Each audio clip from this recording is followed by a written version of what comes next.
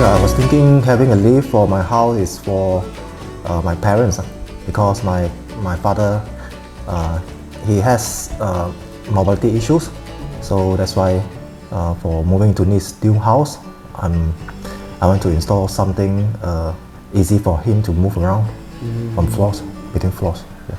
I chose Nibav because it gives an option that is a more simpler design and less renovation needed for the house, because it's a simple hole through the slab. Then I can install it without any normal like shaft that require for other kind of lift. I think the design is very compact, and then I think it's simple, and then it looks nice and elegant because it has panels or transparent panels around it. Yeah, so I think that's the beauty of it. I think the lifetime warranty is good for us, good for the buyer or for the consumer.